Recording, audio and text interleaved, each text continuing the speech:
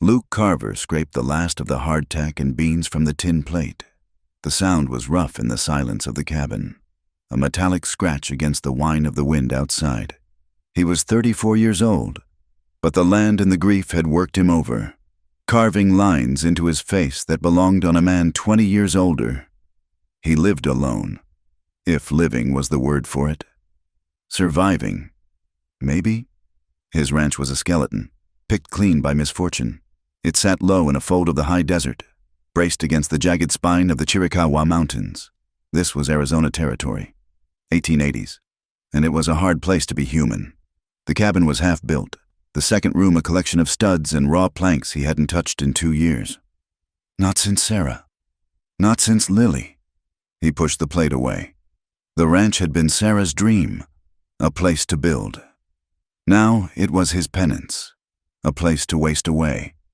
He'd lost them both to the fever, one after the other, in a winter that had frozen the world and his heart with it.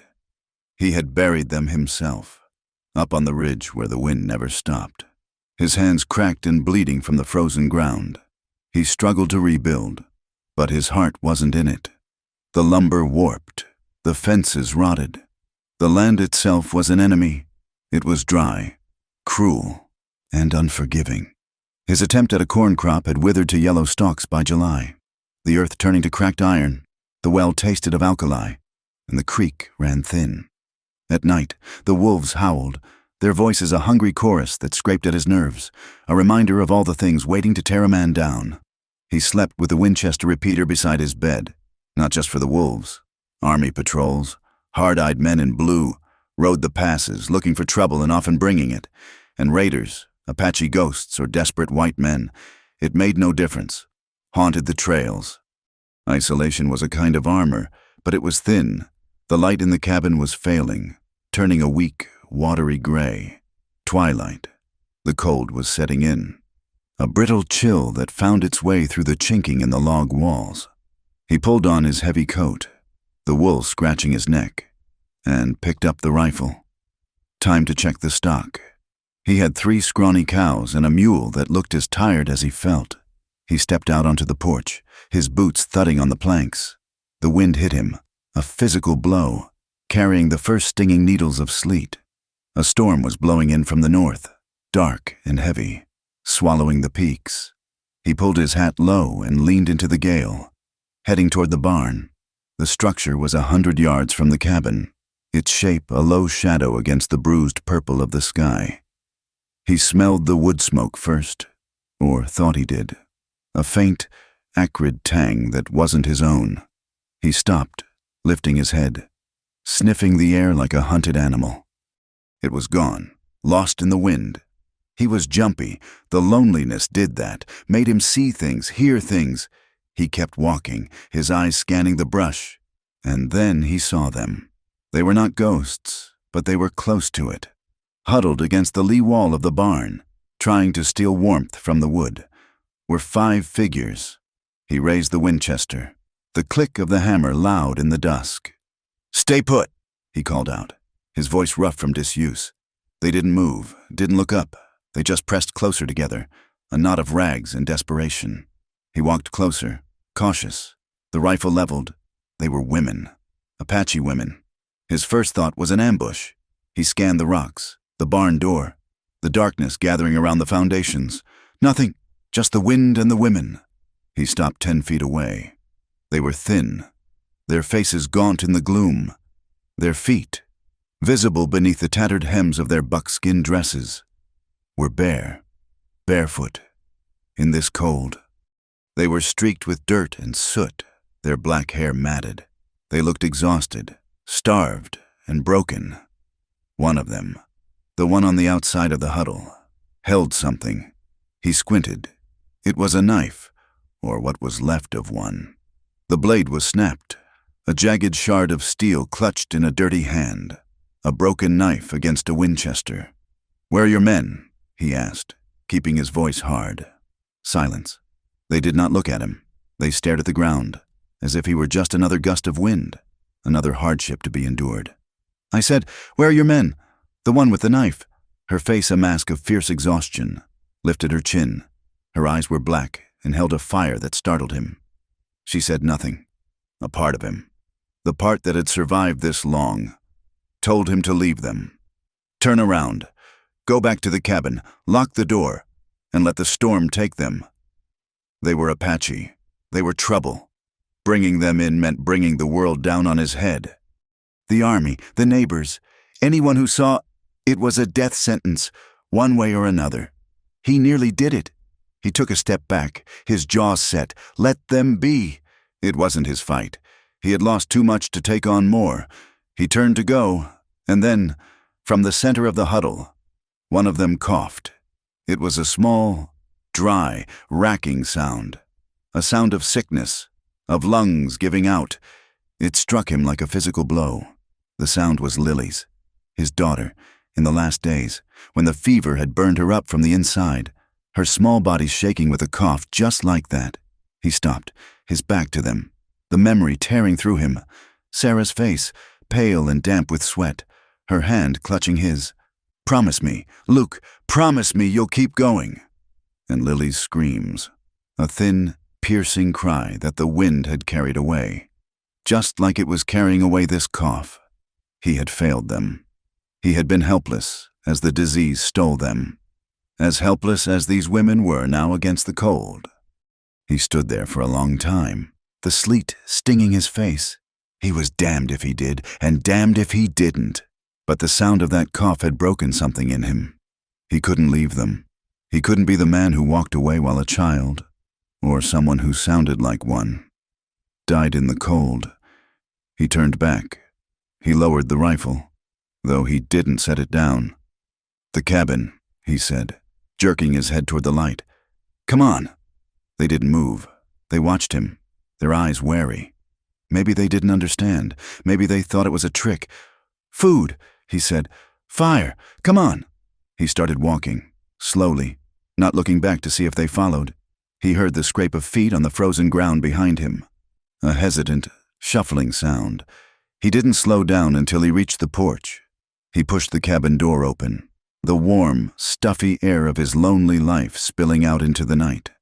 He stepped inside and stood by the door, holding it open. They paused on the porch, a dark, huddled mass. Then, one by one, they filed past him. He got his first good look at them in the lamplight. The first one, the one with the knife, was Nayeli. She held herself like a leader, though she was shaking. Her eyes met his, and there was no gratitude in them, only a fierce, bottomless defiance. She held the broken knife like a scepter. The next was older, her hair graying. She, Tala, moved with a silent grace, her face a map of sorrow. She did not look at him at all. Then came Sani, sharp-eyed and restless. She glanced around the cabin, her lip curling, as if judging it and finding it wanting. She muttered something under her breath in her own tongue, and Nayeli shot her a look. The fourth was Kimi, the one who had coughed. She was the youngest, barely a woman. She was shy and stumbled as she crossed the threshold, her body racked by illness. She was leaning heavily on the fifth woman. This last one, Onawa, was the most frightening. A thick, pale scar ran from her left temple down across her cheek, pulling her eye and mouth into a permanent, grim expression. She was aloof, her gaze distant, as if she were not really there. She guided Kimi to the floor and settled her gently. They did not speak to him. They did not ask for anything. They moved as one, drawn by the heat, and huddled near the cast-iron stove. They sat on the floor, their backs to the wall, a tight, defensive knot of humanity. Kimi coughed again, a weak, rattling sound that set Luke's teeth on edge. That first night, no one slept. Luke bolted the door. The sound of the heavy wood bar sliding into place seemed unnaturally loud. The women flinched. Nayeli's hand tightened on her broken knife. He stood for a moment, the rifle still in his grip. The cabin was small, too small. He was on one side, by his cold bed. They were on the other, by the stove. The space between them was a battlefield, charged with fear and mistrust. He watched them. They watched him. They sat alert, like deer who had wandered into a wolf's den. Their bodies were poised for flight, or for a fight they knew they couldn't win. They were defensive, every nerve strained, and Luke watched them from across the room, his thumb resting on the hammer of the Winchester. This was madness. He had let 5 hostiles into his home, but every time he looked at them, he saw their bare feet, blue with cold. He saw Kimmy shiver, her breathing shallow. He let the rifle rest against the wall, but kept it within reach. He moved to the stove and added more wood. The roar of the new flames a welcome sound. The women watched his hands. He turned to the cupboard. He took down a slab of salted jerky and a loaf of hard bread. He took out his own hunting knife, a clean, sharp one, and sawed off 5 pieces of bread and 5 strips of meat. He poured water from the bucket into 5 tin cups. The water was icy, but it was all he had. He set the food and water on the floor, halfway between him and them. He pushed it toward them with his boot, a small, awkward gesture. "It's all I've got," he muttered. They stared at the food. They looked at each other. Nayeli nodded, just once, slowly. Tala reached out a thin, trembling hand and took a piece of bread. She passed it to Kimmy first. The girl took it, her movements slow, and began to eat with a desperate, animal hunger. The others followed, eating quickly, their eyes still darting toward Luke.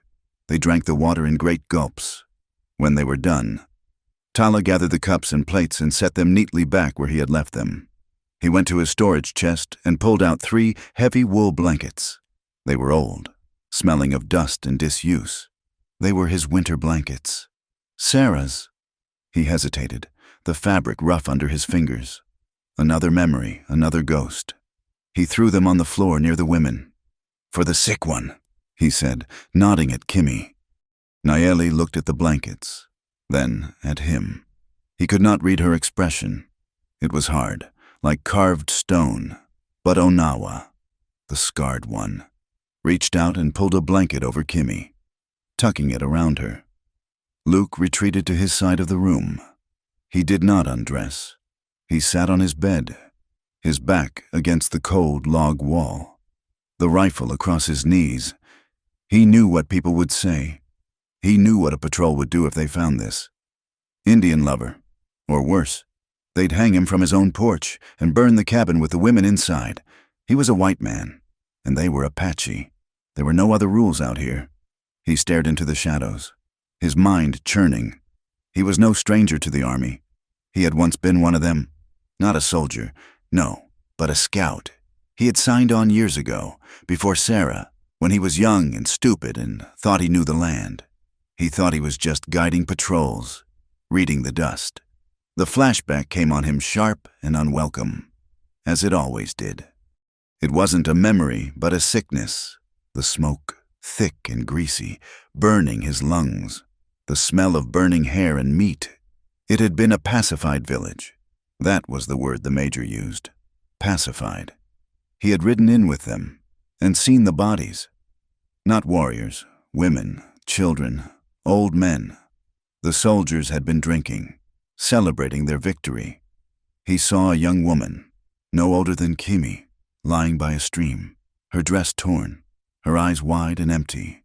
He had vomited, right there in front of the major, and he had deserted. He walked away that night, taking his horse and his rifle, and never looked back. He had tried to forget the screams, the atrocities he had witnessed against families, against women just like these. He had run to this remote piece of land, hoping to build a wall of isolation thick enough to keep the memories out. And now, the past had walked right through his door and was huddled by his stove. He looked at Onawa's scar. He looked at Kimmy's illness. He looked at Nayeli's broken knife. He knew, with a certainty that chilled him to the bone, what these women had run from. They were running from men like the ones he used to ride with. Outside, the wind howled. It was no longer just a whine. It was a scream. The sleet had turned to snow, thick and heavy, plastering itself against the single window pane. A full blizzard. The cabin creaked and groaned under the assault of the storm.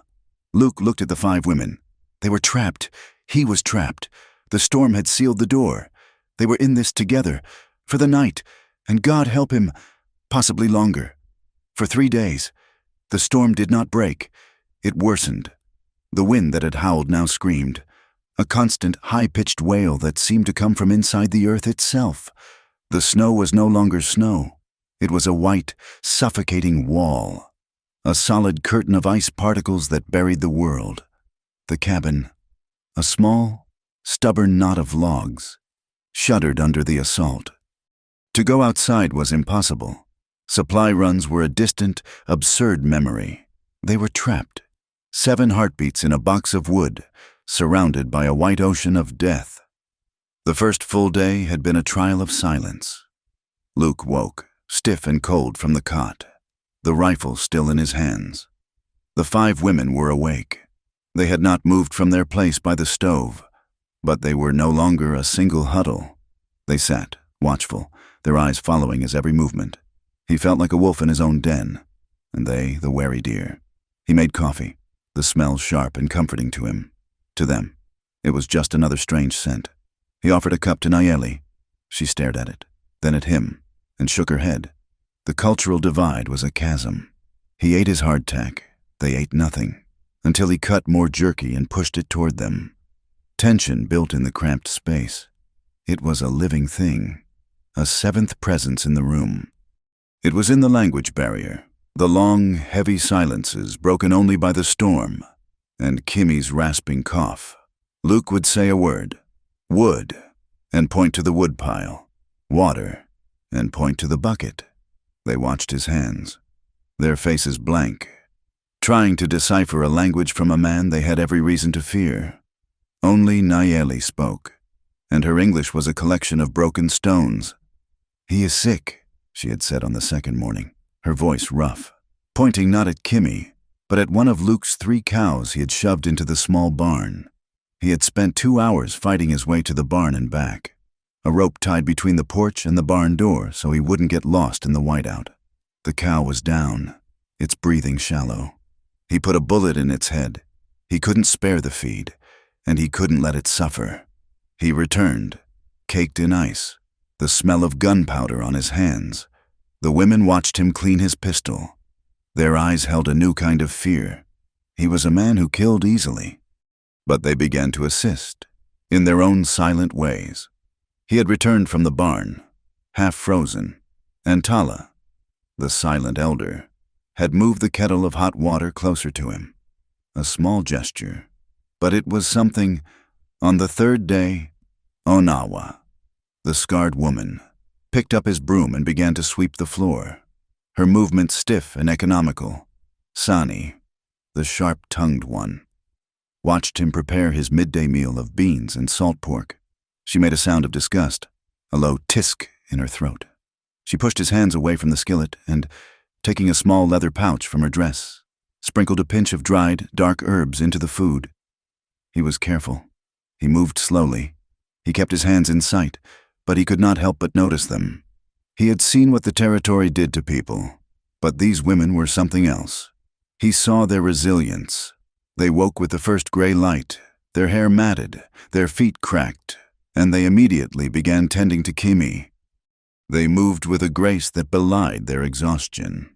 Their hands, though filthy, deft and sure as they rebraided each other's hair or checked the dressings on their feet, which were just rags. And he saw the trauma. It was in their eyes. He would catch Tala staring at the fire, her face so empty it terrified him. He saw Sani flinch every time he reached for the woodpile, her body tensing for a blow. He saw Onawa's hand drift to the scar on her face, her fingers tracing it as if to confirm it was still there. They were survivors, but the cost of that survival was written on every inch of them. On the night of the 3rd day, the crisis he had been dreading arrived.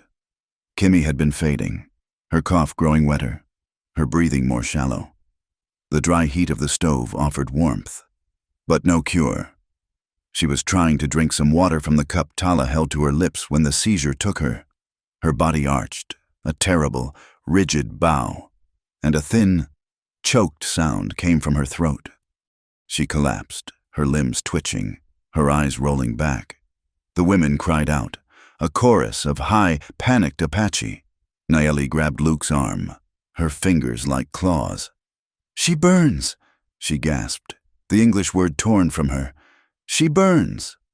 Luke pushed through them. He touched Kimmy's forehead.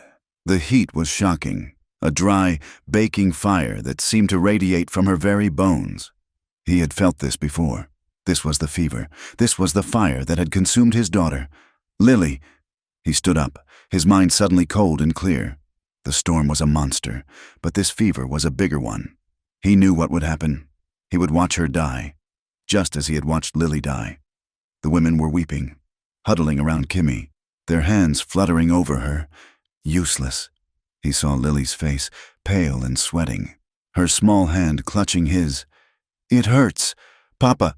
He would not watch it happen again. He moved to the corner, pulling on his heaviest coat, his buffalo hide mittens, his hat. Where? Nayeli demanded, her eyes wide with terror and accusation. She thought he was abandoning them. You are leaving, she said. It was not a question. Medicine, Luke said, his voice a growl. He strapped his pistol belt on. For the fever. He pointed to Kimmy, then to the door. I will come back. She stared at him, her expression shifting from fear to disbelief. He did not wait for her to understand. He opened the door and the storm punched him in the face. The world was gone, replaced by a screaming white void. He grabbed the guide rope and hauled himself, hand over hand, toward the barn. The mule brayed, terrified, as he saddled it. The animal was smarter than he was. It knew this was suicide. He rode out, leaning low, the mule's head down. There was no path. There was no land. There was only the wind, a solid wall of ice that tore the breath from his lungs. He was riding blind, trusting an animal's instinct and a dying man's luck. 10 miles. 10 miles to the east was a trading post, a dirty, half-buried hovel run by a man named Silas, who watered his whiskey and cheated the natives. But he had supplies. The ride was a blur of misery. He lost all sense of time. The cold was not a feeling. It was a presence, a living thing that wrapped around him, seeping into his bones, making his thoughts thick and slow. He fell twice, the mule stumbling in drifts that were chest-high. He hauled himself back up, his limbs wooden, his face a mask of frozen blood where the ice had cut him. He thought of Sarah. He thought of the warm bed they had shared. He thought of giving up, of just lying down in the snow and letting the white silence take him. But he saw Kimmy's face. He saw Lily's. He found the trading post by the smell of its chimney smoke, a faint, resinous tang that cut through the storm. He fell from the mule and kicked at the door until Silas opened it, a shotgun in his hands. Luke threw the silver coins on the counter, the coins he had saved, the ones that had been Sarah's. Quinine powder, he rasped, his jaw almost frozen shut. And laudanum, now. Silas, his eyes wide at the madness of a man riding in this, hurried. The ride back was worse. He had a goal, but his body was failing. He could no longer feel his feet. His hands were clubs. He kept the small bottle of quinine in an inside pocket, tucked against his skin, afraid it would freeze. He fell a third time, not 100 yards from his own barn, and he could not get up. The mule, free of his weight, staggered toward the barn's meager shelter. Luke crawled. He dragged his useless legs through the snow, the bottle clutched in his teeth, his arms screaming. He clawed at the porch steps, hauled himself up, and fell through the cabin door. He collapsed on the floor, a heap of ice and frozen wool, and blacked out. He woke to pain. His hands and feet were on fire, an agonizing, thawing prickle. He was on his cot, stripped of his frozen gear. The women were all around him. Onawa and Tala were rubbing his hands, their touch rough but methodical. Sani, her face a mask of grim concentration, was forcing hot, watered-down whiskey between his lips. It burned. The bottle, he slurred. Nayeli held it up. She had already understood. Kimmy was propped up, and Tala was mixing a tiny pinch of the white powder with water. He had made it. He let his head fall back, and sleep took him. He woke again, hours later. The storm was still raging, but the atmosphere in the cabin had changed.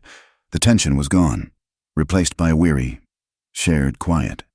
Kimmy was sleeping, her breathing still ragged, but the terrible, burning heat had faded. The fever had not broken, but it had stalled. He had bought her time. He sat up, his body aching. Tala, seeing him awake, brought him a cup of broth. It was thin, but hot. He looked at his shirt, draped over a chair to dry. The sleeve, which had been torn on the ride, was now neatly stitched, the thread tiny and precise. He looked at Tala. She nodded, once, and went back to her spot.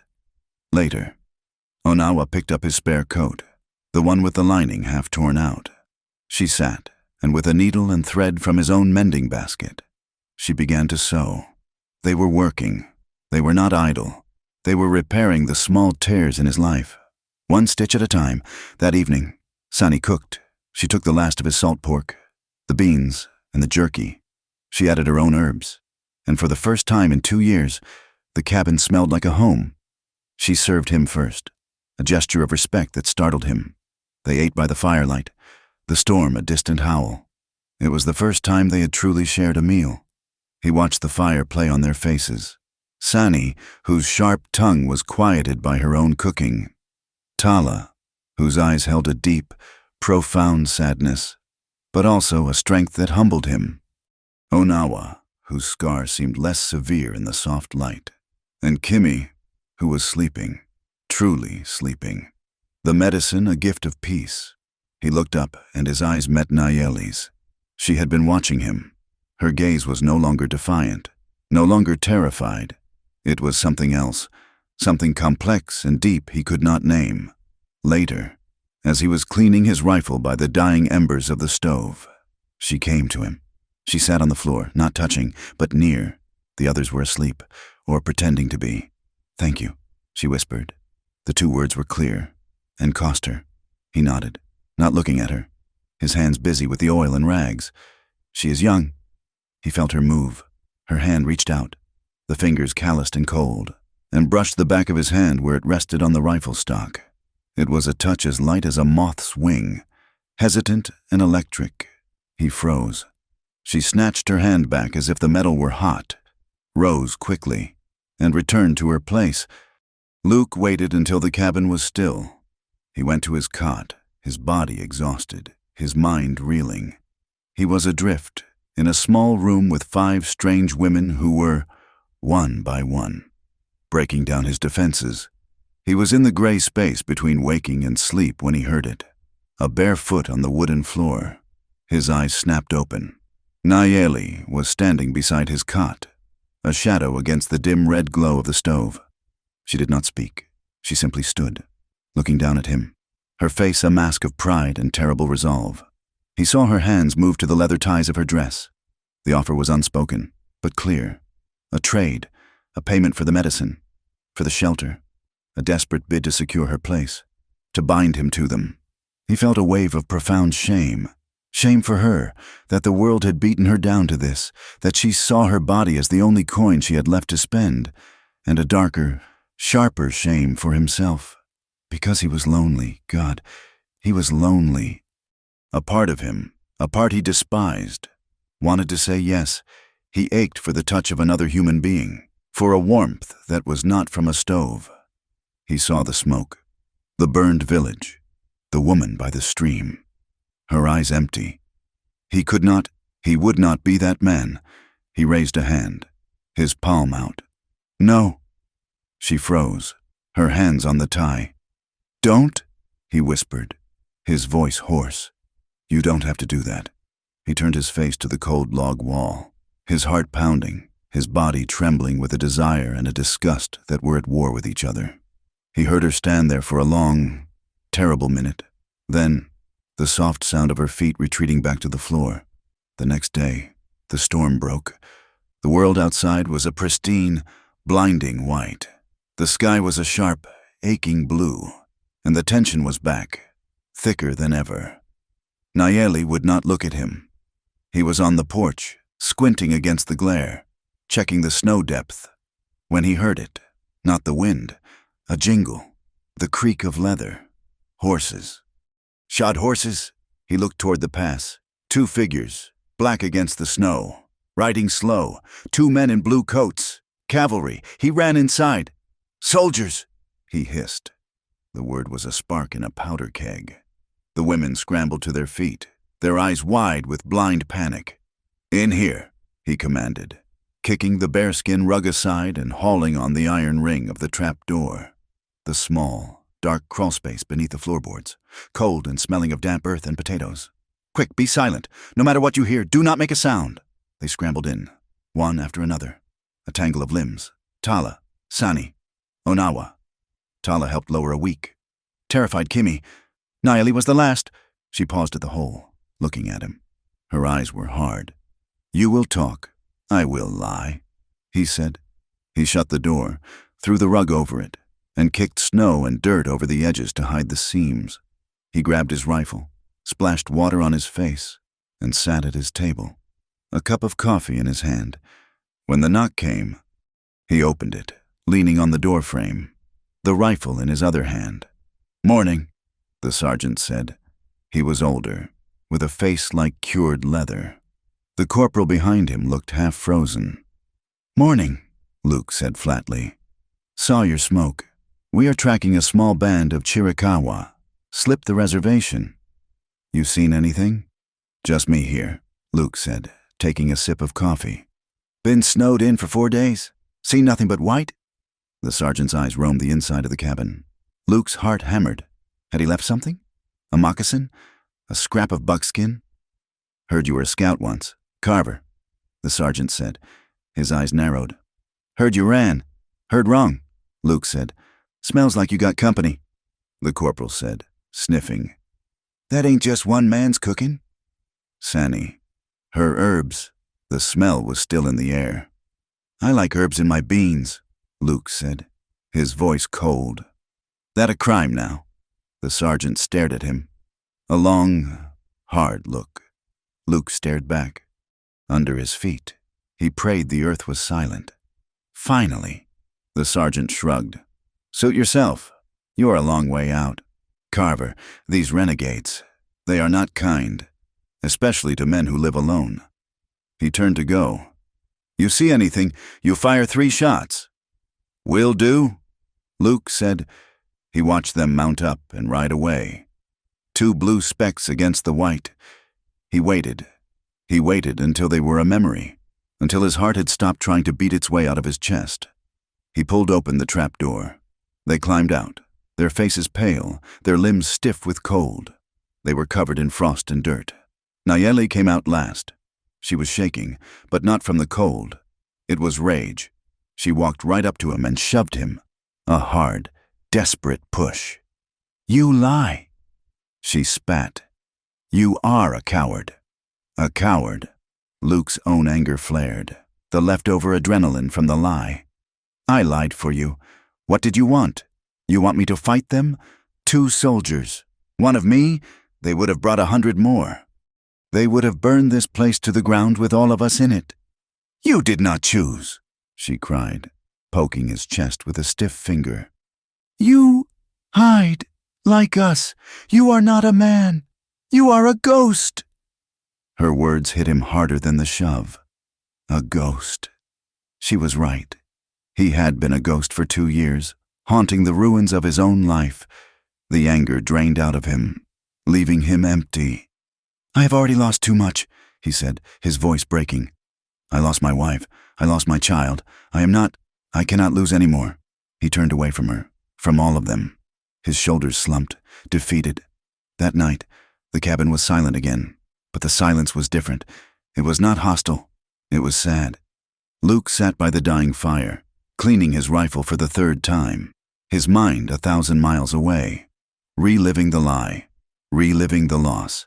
He heard a sound behind him, the whisper of a bare foot on the floor.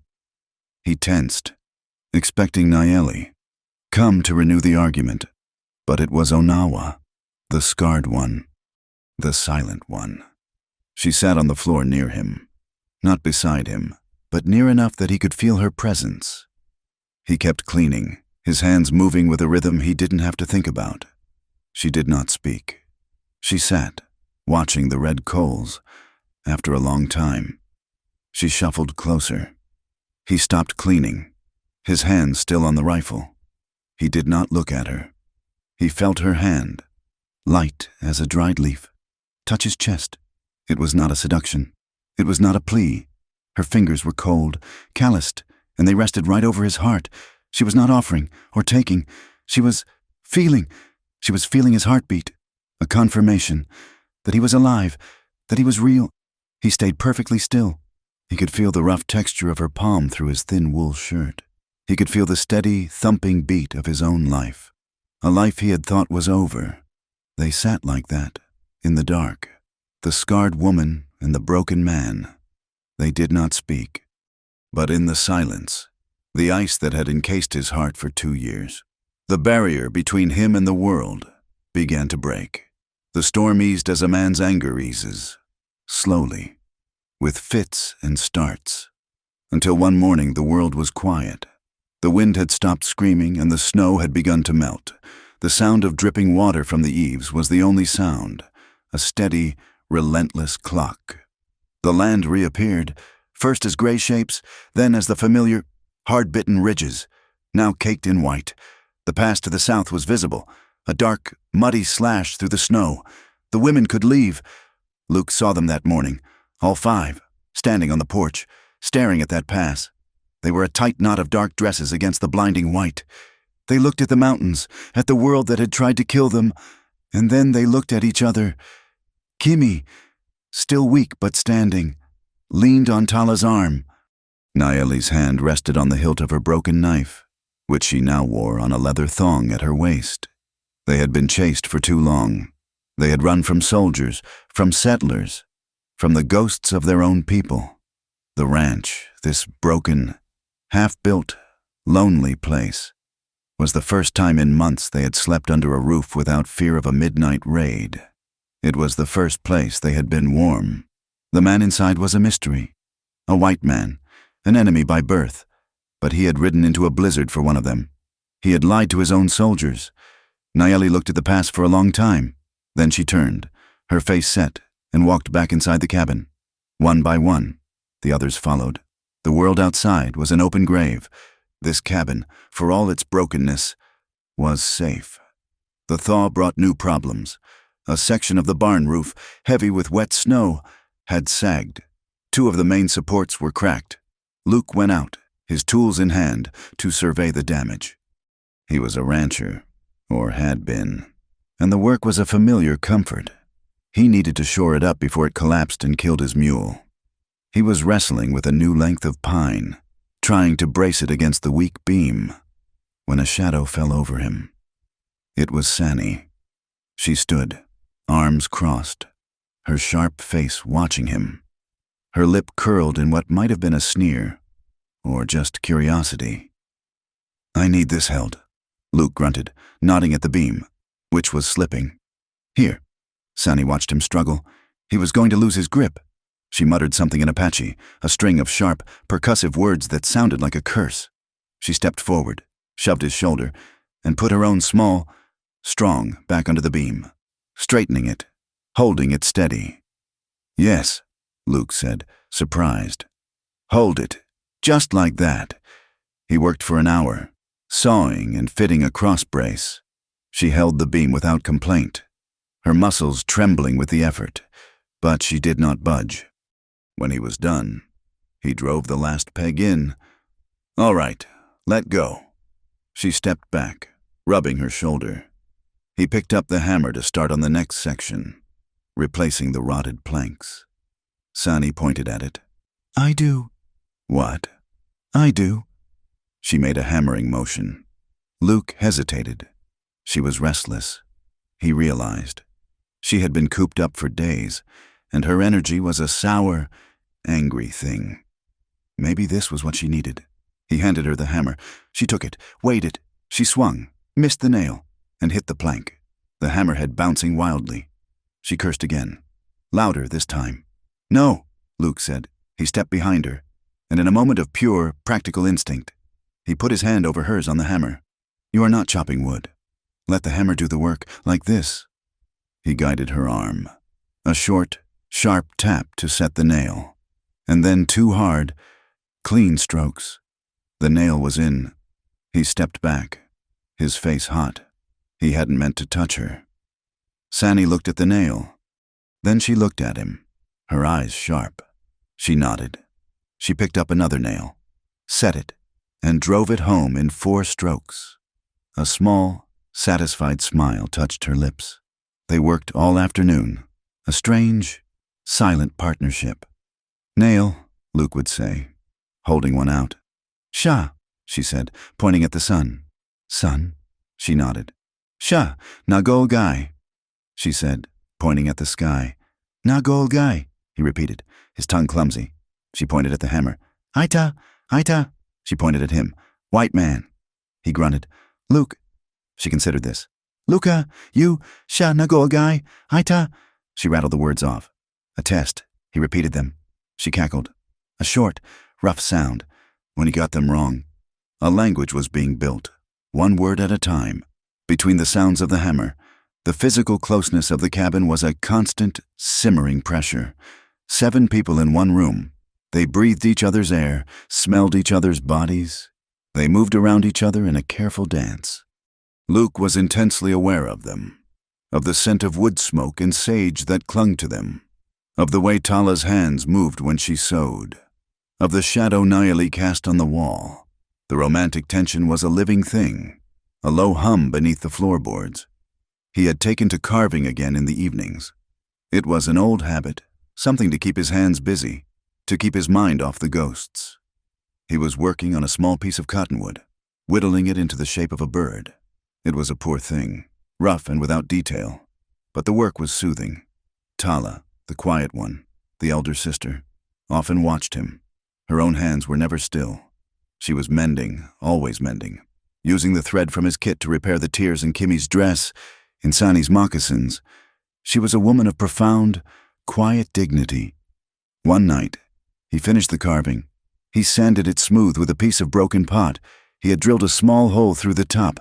It was almost a pendant. He held it, the wood warm from his hand. He did not know why he did it. He felt foolish.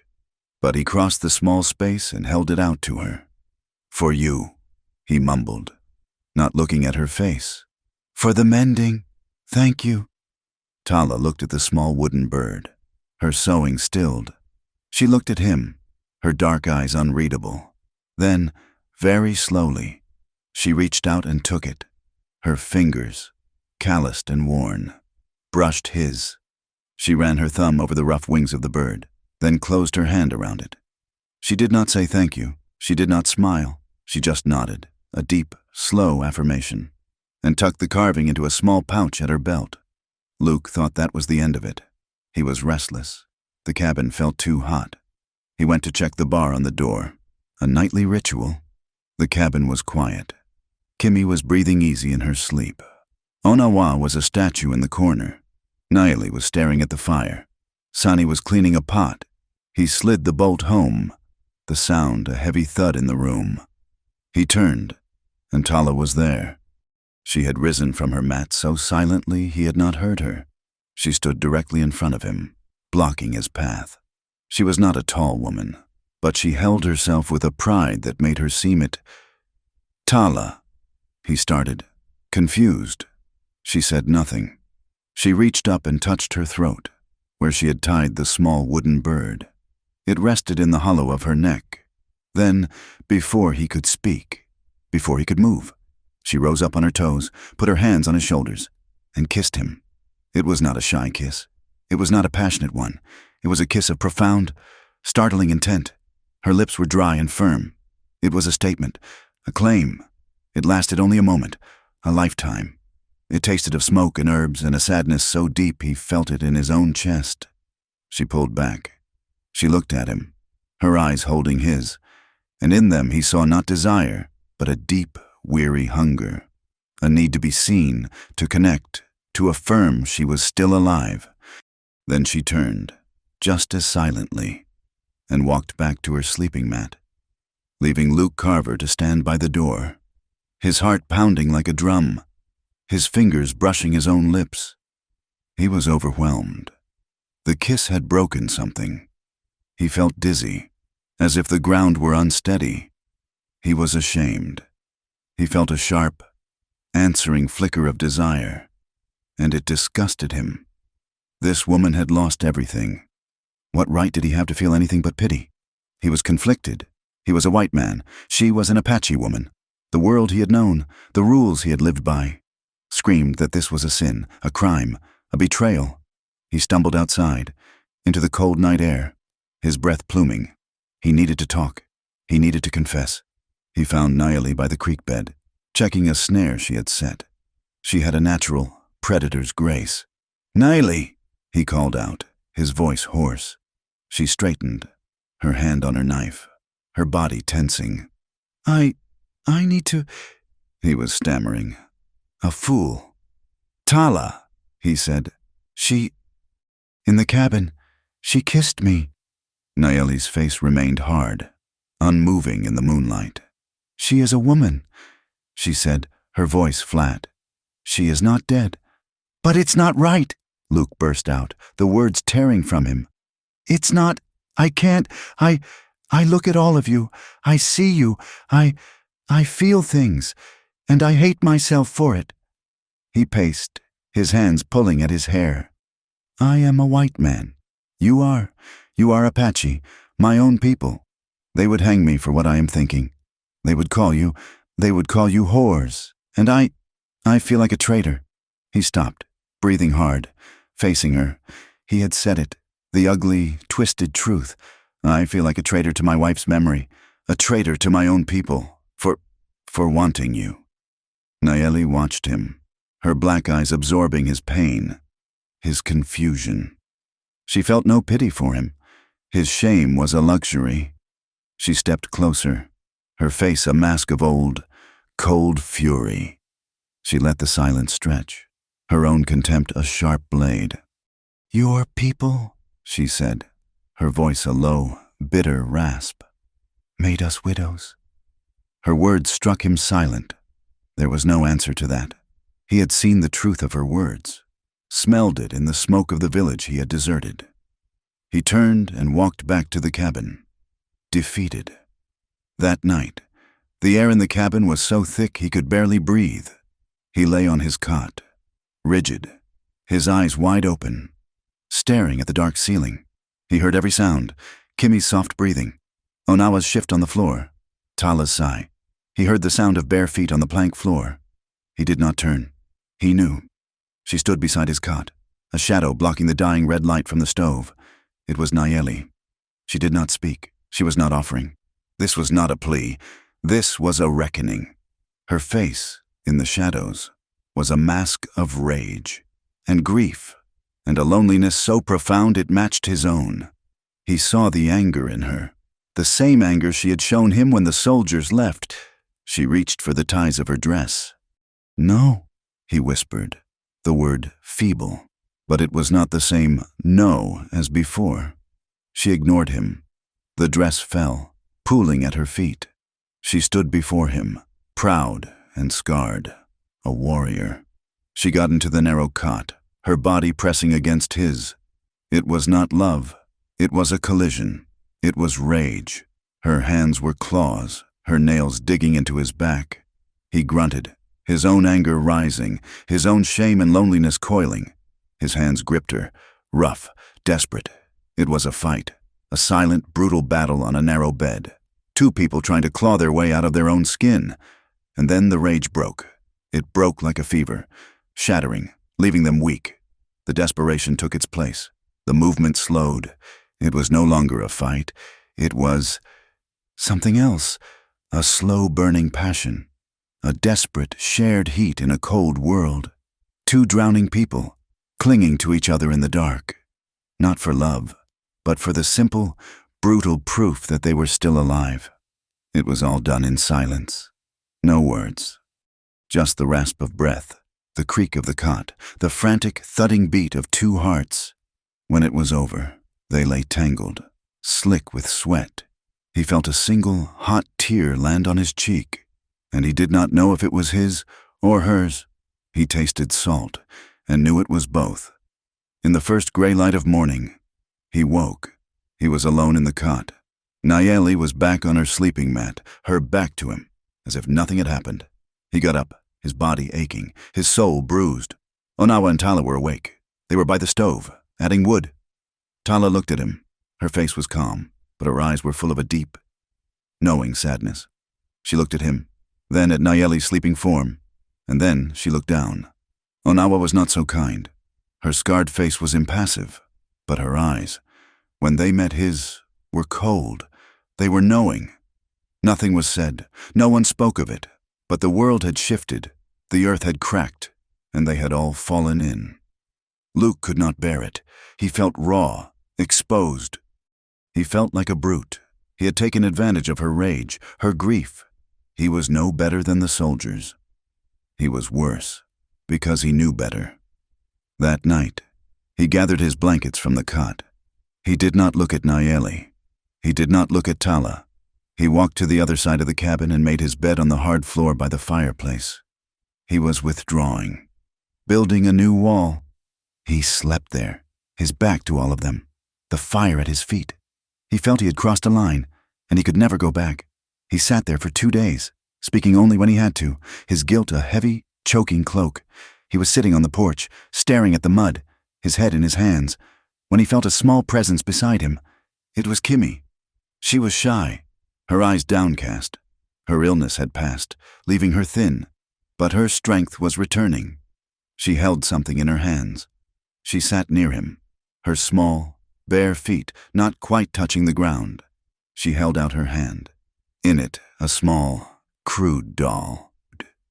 It was made of scraps of buckskin, stuffed with dried grass, with 2 blue beads for eyes and horsehair for hair. "My daughter," Kimmy whispered. Her English was soft, fragile. "She is gone." Luke looked at the doll. It was a child's toy, a symbol of a life that was not. He thought of Lily. He thought of the corn-husk doll she had loved, the one he had made for her, the one he had put in her small, cold hands before he covered her with earth. He reached out, his own hand, scarred and trembling, and took the doll. It was weightless, the wall he had built, the one that had survived Sarah's death, Lily's death, the one that had survived the storm and the soldiers. It crumbled, the grief he had held in for 2 years, a hard, cold knot in his chest. It broke. He bowed his head, holding the tiny, precious doll, and he wept. He did not cry silently. He sobbed, great, racking sobs that tore from his chest, his shoulders shaking with the force of it. He cried for Kimmy's daughter. He cried for Lily. He cried for Sarah. He cried for the man he had been and the animal he felt he had become. He felt a small, thin hand on his back. It was Kimmy. She sat beside him, patting him, a shy, soft-hearted gesture. His tears, his open, broken grief, changed the cabin more than the passion, more than the kiss. He was no longer the white man, the captor, the savior. He was just a man, as broken as they were. His grief was their grief. That night, no one spoke of it, but the air was different. It was clean. Tala began to hum, a low, sad melody, a song of her people. It filled the small cabin, a sound of mourning. Sani, listening, picked up the tune, her rough voice adding a strange, compelling harmony after the song had faded. Onawa, the silent one, the scarred one, spoke into the quiet. She pointed to the thick, pale mark that pulled her face. "Soldiers," she said, her voice a croak. "Fort, they—" She stopped. She did not need to finish. The boundaries blurred. One by one, in fragments, the stories came out. Sani's husband, killed in a raid for whiskey. Tala's, dead from the white man's sickness on the reservation. Nayeli's, a warrior who died fighting the men in blue. Luke, his voice thick, shared his own. My wife, Sarah. My daughter, Lily. He looked at Kimmy. Fever, like you. She, gone. Like your daughter. The lines were gone. They were not Apache, not white. They were survivors. They were a collection of shared sorrows. Love began to grow in those cracks.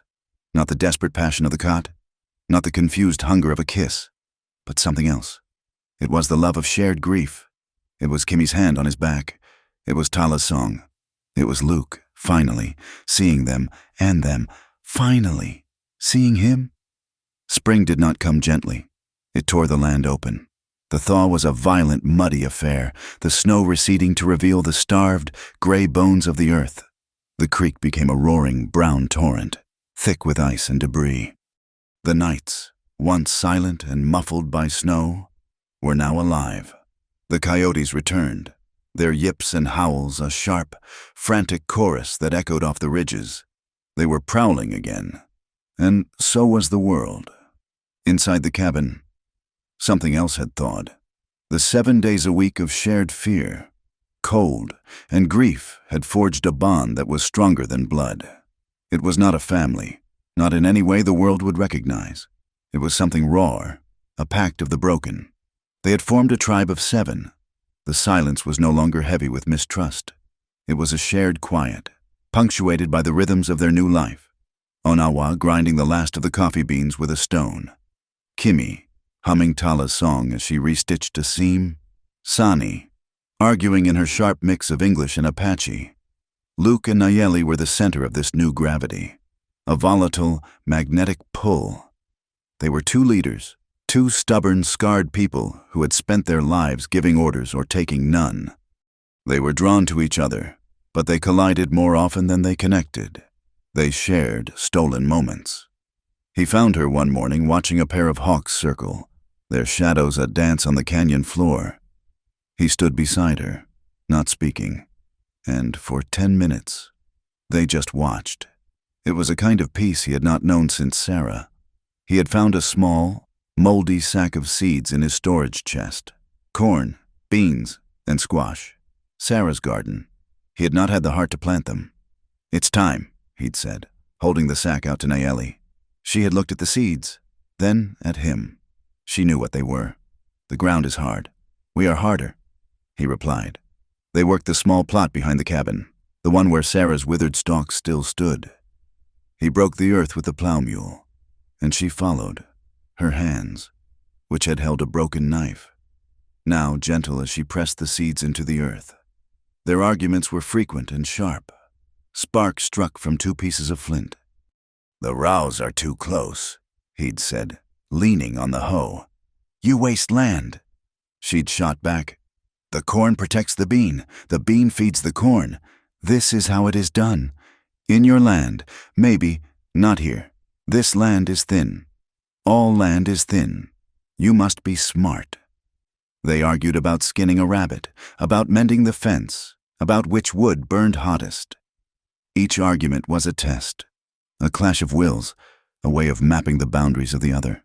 They were both too stubborn, too broken, to ever be easy. The new life was hard. The near starvation of the winter had been replaced by the back-breaking work of spring.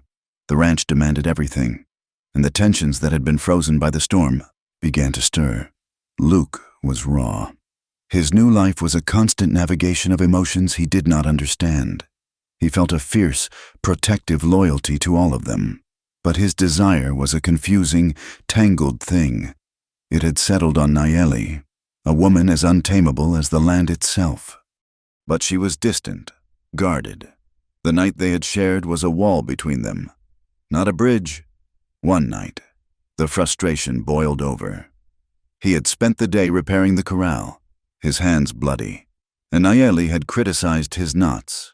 It was a small thing, but it felt like the last straw. He felt the old loneliness creep in, the ghost of the man who had sat alone in this cabin for 2 years. He felt angry at the world, at his past, and at this impossible woman he could not reach. He went into the cabin, the anger a hot bile in his throat.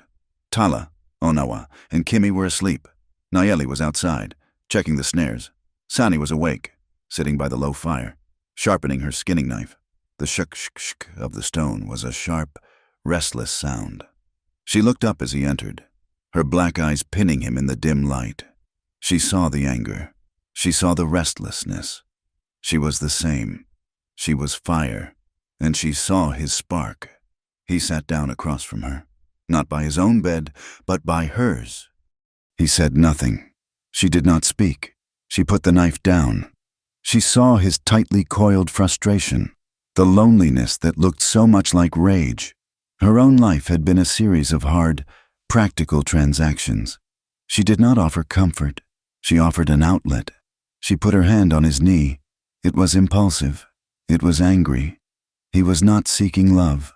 He was seeking comfort, or maybe just oblivion. He was seeking to feel something other than the complex, painful pull toward Nayeli. He was, for a moment, the man he had been, weak and alone. When he lay down on Sani's mat, it was an act of regression, a desperate, selfish grasp for human warmth. No matter the cost, it was a betrayal of the new man he was trying to become. In the morning, the cabin was dead silent. Nayeli knew. He did not know how. She was not a white woman. She would not ask, or demand, or cry. She was Apache, and she was a leader. And she knew. He saw it in the set of her shoulders as she stood over the stove. He saw it in the way her hand, holding the coffee pot, trembled. Just once, he felt like a snake. He followed her outside, to the creek where she was getting water. Nayeli, he started. She turned. She did not wait for the confession, for the excuse. Her face was a mask of cold, betrayed fury. She slapped him. It was not a small, feminine slap. It was a full-armed blow, the crack of her palm against his jaw sharp and loud as a rifle shot. It snapped his head back, and the print of her hand bloomed red on his skin. He tasted blood. He deserved it. He said, but he had no words. He had expected her rage. He had not expected what came next. The fury on her face crumpled. It broke like a dam, and the grief behind it poured out. Her face, so strong, so set, dissolved. She put her hands to her mouth, and a sound was torn from her. A low, animal wail. She turned away from him, stumbling toward the barn. Her shoulders shaking with sobs she refused to make aloud. He watched her go, rooted to the spot. The sting on his face nothing compared to the rot in his gut. He went back to the cabin, defeated. Sani was gone, already working on the fence line. Her back to the cabin. Kimi and Onawa were pointedly occupied, their silence a condemnation. Tala was waiting for him. She sat on his cot, the one he had returned to, the one near Nayeli's. She held the small, carved bird he had given her. She spoke, and her voice, unused for so many weeks, was a rough, quiet sound, like stones rubbing together. You think we do not share pain? Luke looked at her, his shame a physical weight. Sani is a widow, Tala said, her voice flat, stating a fact. Nayeli is a widow. I am a widow. Onawa, she is less than that. Kimi, she is a mother with no child. She looked at him, her eyes ancient, holding no judgment, only a terrible, weary clarity. You are a man who has lost. We are women who have lost. We are all just trying to stay alive. She rose, her bare feet silent on the floor. Love is no sin, she said, her hand on the door. Not if it keeps us alive, but you used an ugly thing to make you feel warm. Do not do it again. Her words were a deeper cut than Nayeli's hand. She was not condoning him. She was explaining their world, and his place in it, and he had failed it. 3 days later, the merchant came. Luke heard the wagon first, the squeal of an ungreased axle echoing from the pass. His blood ran cold. He had not seen another white man, other than the soldiers, in almost a year. Inside, he hissed. Now, under the floor, all of you. It is just a wagon, Sani said, defiant. Do it, he roared, and the command in his voice sent them scrambling for the trap door. He kicked the rug over it just as a voice called out, Hello, the cabin! Got a friendly man here! Luke grabbed his rifle, his heart pounding. He stepped onto the porch. The man was small and weasel-faced, with a cheap bowler hat and a greasy smile. His wagon was loaded with crates and barrels. Howdy, the man said, his eyes darting everywhere, taking in the small, tilled garden, the smoke from the chimney, the patched roof of the barn. Name's Jedediah Pike, just checking the trade routes now that the snow's clear. I am not buying, Luke said, his voice flat, the rifle held loose at his side.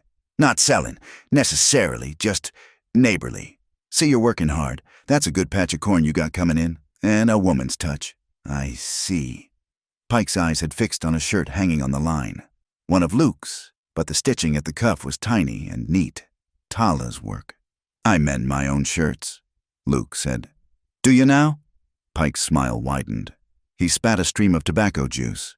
Well, I got salt, flour, cartridges, coffee, things a man living alone might need. Got some prime beaver pelts to trade? Luke hesitated. They were low on salt, desperately low. And cartridges. He needed cartridges. Wait here, he said. He went to the barn, his mind racing. He had 3 beaver pelts. Cured by Nayeli and Onawa, trapped in the creek. He brought them out. Pike's eyes gleamed. Prime. They made the deal. Luke got 10 pounds of salt, 20 of flour, and 2 boxes of .44, 40 cartridges. A bad trade. But Luke was desperate. As they loaded the goods onto the porch, Pike leaned in, his voice low. Hard life out here alone, eh, friend? Nothing but coyotes and renegades. And then, from the shadow of the barn, Onawa stepped out. She had not gone under the floor. She had been checking the mule. She stood, frozen, her scarred face turned toward them. Pike's smile vanished. His eyes went wide, then narrowed. A quick, cold calculation. He looked from Onawa's face to Luke. Seems, Pike said, his voice oily and slow. You ain't as alone as you let on. Got yourself some help. Onawa did not move, but her hand went to her belt. She works for me, Luke said, his voice a low growl. I bet she does. Pike said. He tipped his hat. Well, I'll be on my way. Good day to you, friend. The army pays a good bounty for strays. Just so you know. He climbed onto his wagon, whistled to his mules, and with a final, knowing look, he was gone. Luke stood on the porch, the sack of flour feeling like a stone in his hands. He watched the wagon disappear. He had just bought them a death sentence. He pulled open the trapdoor. He saw her. He saw Onawa. He is going to the fort. The women climbed out, their faces grim. He will bring them. Nayeli said. It was not a question. Yes, Luke said. The despair, the guilt, the anger. It was all gone, burned away by a cold, clear purpose. He was not a ghost. He was a man with a family to protect. So we get ready. He began to prepare for war. He took his rifles from the rack, the Winchester, the Henry, his double-barreled shotgun. He opened the new boxes of cartridges. You all know how to fight, he said, but not like this, not with these. He took them to the clearing behind the barn. He set up tins on a log. This, he said, holding up the Winchester, is your new god. You treat it better than you treat me, Nayeli. He handed it to her. She took it, her balance shifting to accept the weight. She had held guns before. He could see it. Show me, he said. She raised it, sighted, and fired. The shot was high. Again, he said. Breathe out, squeeze, do not pull. She fired again. The tin can danced. Tala was next. Her hands, so gentle with a needle, were steady on the stock. She was a natural shot, calm, methodical. Sani was aggressive, firing too fast, the kick bruising her shoulder. But she hit the target. Her teeth bared in a grimace. Onawa was cold. She held the rifle like she had been born with it. Her scarred face was impassive as she hit the can. Again and again, in the same spot. Kimmy was last. She held the Henry rifle, her thin arms shaking under the weight. I cannot, she whispered. The blast from Sani's shot had made her flinch, her eyes filling with tears. It's all right, Luke said, his voice gentle. He took the rifle from her. You will load for us. You will bring us water. You are just as important. They trained for a week. The ranch became an armed camp. That night, the night after the training began, Luke found Nayeli on the ridge, watching the pass. The anger over Sani was gone, a petty fire doused by a tidal wave. He stood beside her. He'll come from there, he said. I know. she said. "I am sorry," he said. "Not for Sani. For all of it." She looked at him. "Do not be sorry. Be ready." He reached for her. He did not pull her. He just put his hand on her arm. She turned to him. He made love to her, there on the ridge, under the stars, with the rifle between them. It was not the angry collision of their first time. It was slow. It was gentle. It was a desperate affirmation of life in the face of death. It was a promise. After, they lay tangled in a blanket. She traced the scar on his chest, the one he had gotten in the blizzard. "I am not afraid to die beside you," she whispered into his skin. "Good," he whispered back, "because we probably will." The next day, they built the traps. They worked as one, a grim, efficient unit. They dug pits lined with sharpened stakes on the main path. They set tripwires tied to shotgun shells. Luke spent 2 days under the barn, in the dark, his hands raw. He was expanding the crawl space, digging a narrow tunnel with his trenching tool, shoring it up with planks. It led 50 yards, opening into a dry, deep arroyo, hidden by a tangle of mesquite. "If they come, and we cannot hold," he told Nayeli, showing her the opening, "you take them. You go here. Do not wait for me. You go. We will go together, or not at all." She said. "You will go," he said, his voice iron. "Promise me." She did not promise. He was in the tunnel, his face covered in dirt, when Onawa came down, handing him a canteen. She sat in the dark. "I was in a fort," she said, her voice flat, emotionless, like the one Pike went to, after my husband died. Luke stopped digging. "I was not a prisoner. I was traded. For blankets, for whiskey." She touched her scar. "This was a gift, from a soldier." She looked at him, her eyes dark holes in the gloom. "You are the first man," she said, "the first white man that I did not hate." She set the canteen down and climbed out, leaving him with her words, heavier than the earth he was digging. The defenses were set, the guns were clean. The mood was one of grim, terrible waiting. Kimmy found him by the new garden. She was holding the small buckskin doll. "She must be safe," she said, her eyes large and pleading. "Yes," he said. He took the doll and he took her hand. He led her up the ridge, to the place where the 2 wooden crosses stood, stark against the sky, the place where Sarah and Lily were buried. He dug a new hole, a small one, next to his daughters. "No one will hurt her here," he said. Kimmy knelt. She placed the doll in the earth. She covered it with her own hands. And then she began to sob. Not small, quiet tears, but the wrenching, broken sobs of a mother who had lost everything, twice. Luke knelt beside her in the dirt, and he pulled her into his arms. He held her as she wept, and his own tears fell, silent, onto her hair. They cried together, in the earth, burying their pasts, burying their children, preparing for a war they could not win. They stood on the ridge, watching the sun set. The sky was a bloody, awful red, and in the distance, in the dying light, he heard it. Hoofbeats, not one horse, not 2, many. The sound of a cavalry column, moving fast. He looked to the east. On the far hill, a flame bloomed, a torch. Then another. They were not hiding. They were coming to burn them out. Luke ran for the cabin, Kimmy's hand in his. "They're here." The sound of the hoofbeats was a rolling thunder, a promise of the end of the world. Luke shoved Kimmy toward the barn, his voice a low, hard growl. "The tunnel. Now. All of you. Get in and be silent. Do not come out. Do not make a sound, no matter what you hear. Promise me. Nayeli, promise me." Nayeli locked eyes with him, her face a mask of terrible, cold understanding. "We will be silent," she said. It was not the promise he wanted, but it was all he would get. They scrambled, a whisper of moccasins and ragged dresses, disappearing into the dark maw of the barn.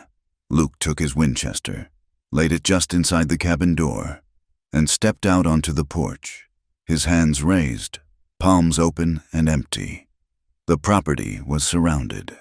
A dozen men in blue, their uniforms dark with sweat and trail dust, their horses trampling the new garden. They formed a loose, menacing circle, their rifles held ready. An officer sat on a fine bay horse, a man with a narrow, cruel face and a sweeping mustache. He stared at Luke, and a slow, ugly recognition dawned in his eyes. "Well, I'll be damned," the officer said, his voice carrying in the tense quiet. "Luke Carver, the yellow-belly scout who ran. I should have known we'd find you in the dirt." It was Lieutenant Garvey, a man Luke remembered from the fort, a man who had enjoyed the pacification part of his job. "I am just living." "Lieutenant," Luke said, keeping his voice steady, his hands high, "I am alone. I have no quarrel with the army." "Alone?" Garvey spat, gesturing with his riding crop to the small, mended shirt on the line, the one he had seen from the ridge. "Pike said you had company, said you were keeping pets."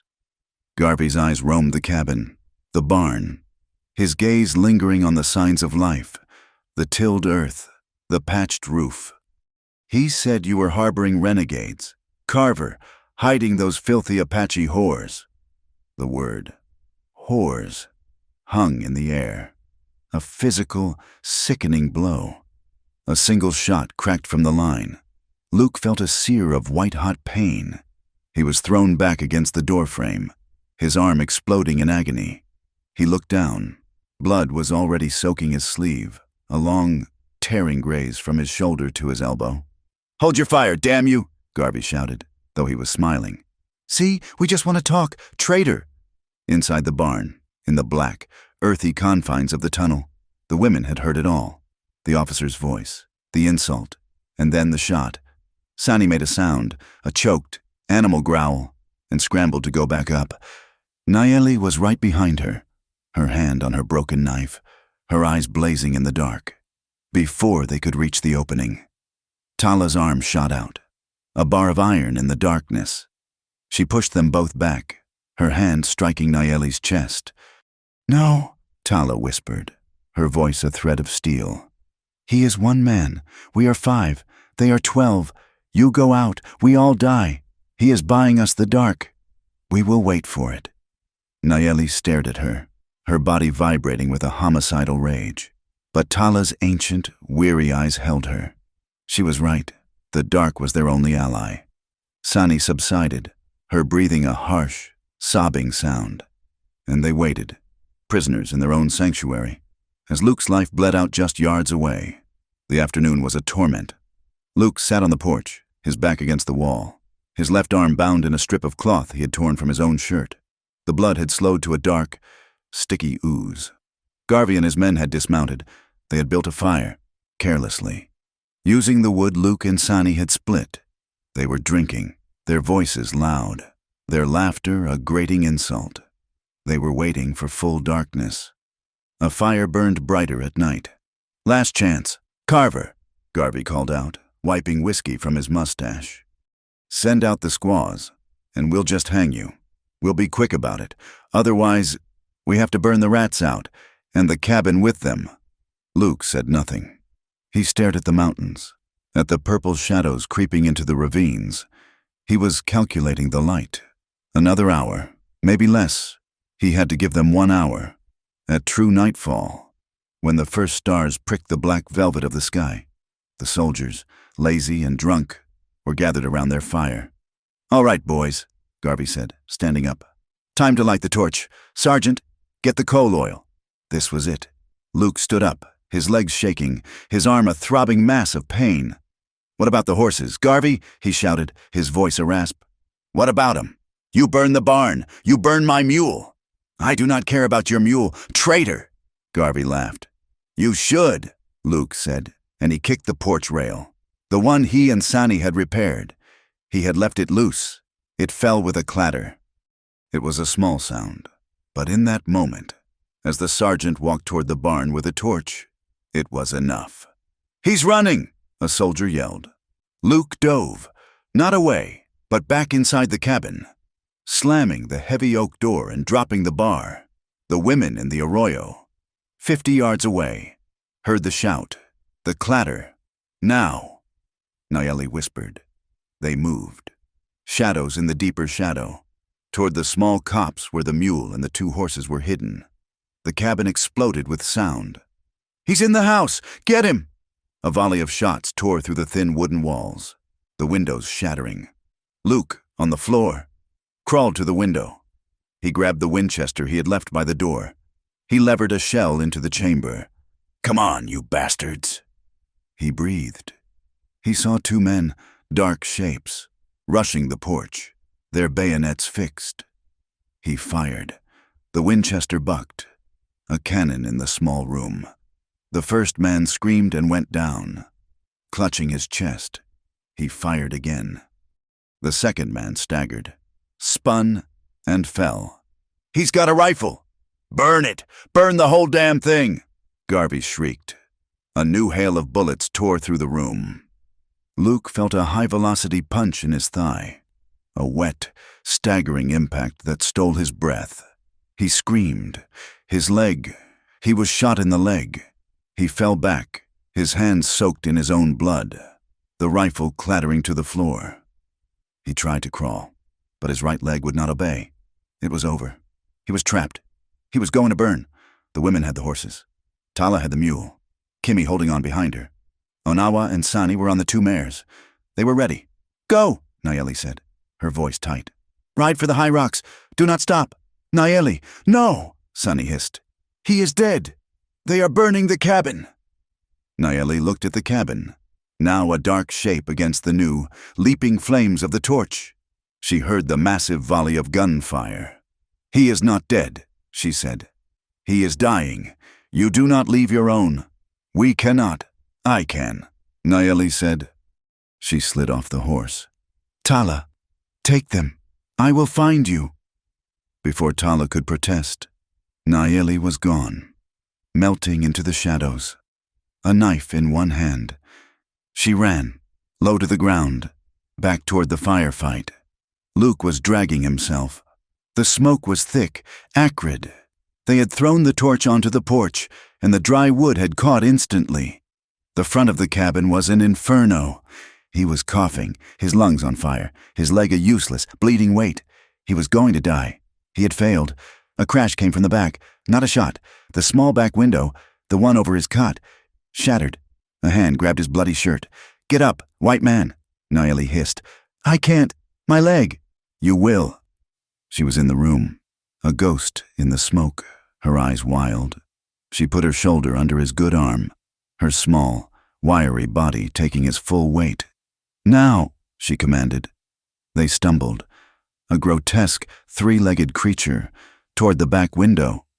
She shoved him through the opening. He landed hard in the dirt, the pain in his leg so vast it made him black out for a second. He came to with her slapping his face. "Do not die, not here." She was pulling him, dragging him, his heels digging furrows in the dirt. The soldiers were all at the front, firing into the inferno, cheering as the roof began to fall. They had not seen. She got him to the horse, her own mare, which had been standing, terrified, in the shadows. How she got him on its back, he would never know.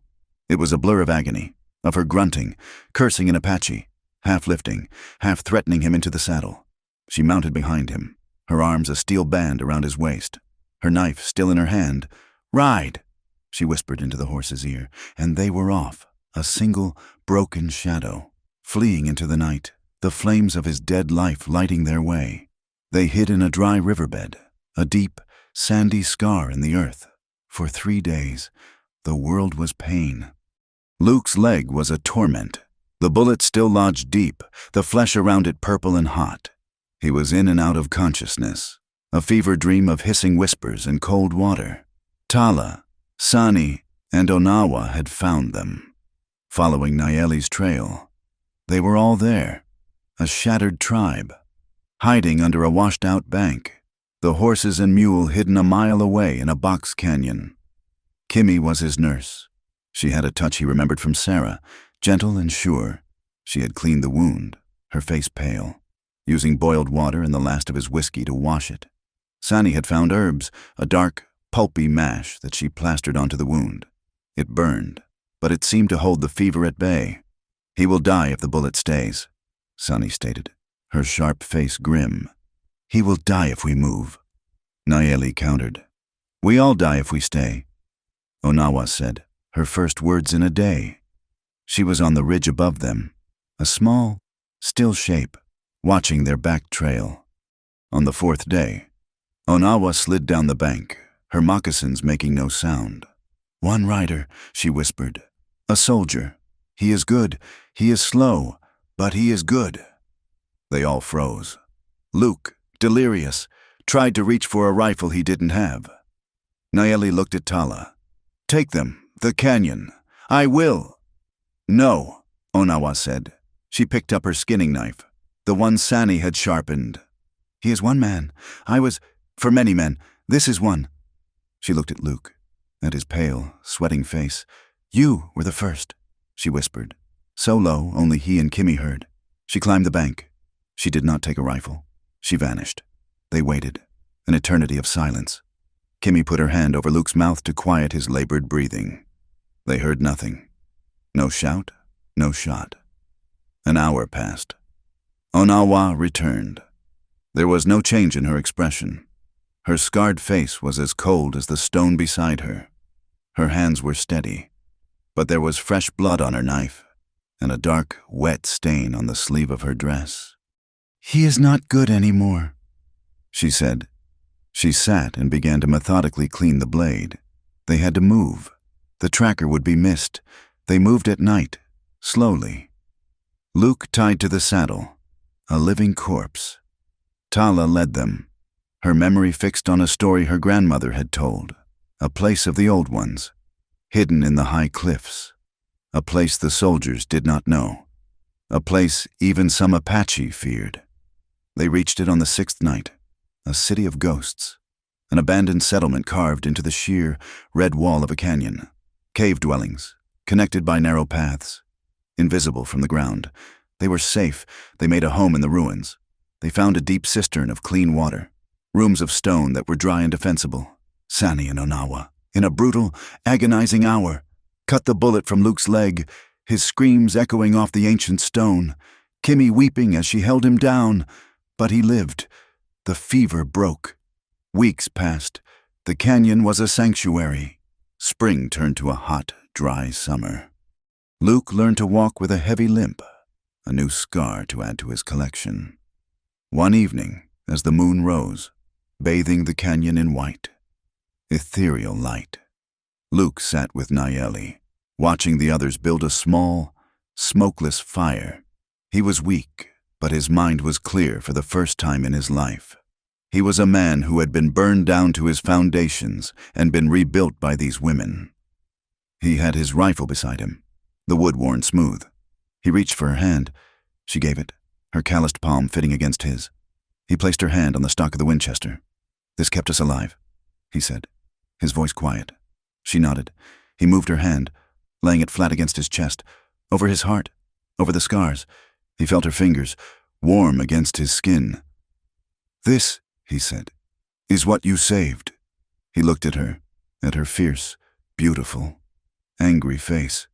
"You saved me," he whispered, his gaze moving to Tala, to Sani, to Onawa, to Kimmy. "All of you." He had no ring. He had no ranch. He had nothing but his life, which they had given back to him. Nayeli looked at his hand on hers, at his heart beating beneath her palm. She thought of the fire, the blood, the long ride in the dark, the man who had ridden into a blizzard for them. She leaned her head against his shoulder. Her eyes were on the stars, but she was seeing the future, a future of hardship, of fighting, but not of loneliness. "Then stay saved," she replied. Months passed. The high, burning sun of summer bled into the sharp, clear gold of autumn, the moon, a silver coin turned over and over, marking their time in the hidden canyon. They were no longer refugees, they were builders. The cave dwellings, carved by the old ones, were their shelter. But they were stone, and they held the cold. With the wood from the high pines, scavenged miles up the canyon, they built a crude cabin. It was not a cabin in the way Luke had known. It was half cave, half wood, a structure of stone and timber built into the canyon wall. They had no iron nails to spare. They used wet rawhide, which dried to the strength of steel, lashing the beams together. The roof was a thick thatch of yucca and mud, baked hard by the sun. It was a home built of necessity, of shared labor, and it was theirs. Life settled into a rhythm, dictated by the sun and the land. The fear did not disappear, but it receded, becoming a low, background hum, a familiar shadow. In its place, life began to grow. Kimmy, whose hands had trembled with fear, found her strength. She had no canvas, no paint, but the canyon was a riot of color. She crushed red rock, yellow ochre, and black charcoal. She mixed them with pine sap and the juice from crushed berries. The smooth, protected walls of the inner caves became her canvas. She began to paint, not the horrors, but their new life. She painted Tala, her strong hands carving. She painted Sani, her back straight, grinding herbs. She painted Onawa, a silent guardian, standing against the blue sky. And she painted Luke, his limp, his rifle, his sad eyes that were, slowly, beginning to see again. Her painting was a prayer, a record that they were alive. Tala became the heart of their home. Her hands were never still. She was the elder, the one who remembered the old ways. She carved wood. She took the gnarled, hard-as-iron roots of the mesquite, and she carved. She made spoons that fit their hands, bowls that held their meager stews. She carved figures, a hawk for Onawa, a coyote for Sani, a small, strong mule for Kimmy. For Luke, she carved a new handle for his knife, the wood fitting his grip as if it had grown there. Her carving was their civilization. Sani, sharp-eyed and restless, became their provider. She had been reborn in this wild place. The anger was still there, but it was now a focused, clean energy. She knew the desert. She collected the herbs, the ones for healing, the ones for food. She taught them to find the bitter roots that held water, to harvest the prickly pear without filling their hands with spines. She was the first to laugh, a rough, cackling sound, and the first to anger. She was their fire. Onawa was their shield. She was the one who had been most broken, and she had become the strongest. Every morning, before the sun touched the canyon floor, she was gone. She patrolled. She moved like a ghost through the high rocks, her eyes scanning the passes, her ears tuned to the sound of a dislodged stone, the cry of a disturbed bird. She knew every trail, every shadow. She was their guardian. Her silence was not empty. It was full of watching. And Luke, he was their center, the axle around which they turned. His leg had healed, but it had healed wrong. The bullet had left him with a permanent, deep limp, a constant reminder, but the limp grounded him. He taught them. He had been a cowboy, a scout, a soldier, a rancher. He had skills they needed. He taught them to clean and care for the rifles, to measure their shots, to make every cartridge count. His greatest gift to them was the horses. They had the 2 mares, the mule. They were wild, nervous, and the women were afraid of them. "They are a tool," he said, standing by the mare, his hand on its flank. "They are freedom. They are legs that do not tire. You will learn." He taught them to ride. It was not easy. Sani was the first, grabbing the mane and hauling herself onto the mare's bare back. Her legs clamped tight. The horse, startled, crowed and bucked, and Sani was thrown into the dust. She came up spitting, cursing in Apache and English, and went right back on. She rode with a reckless, angry joy.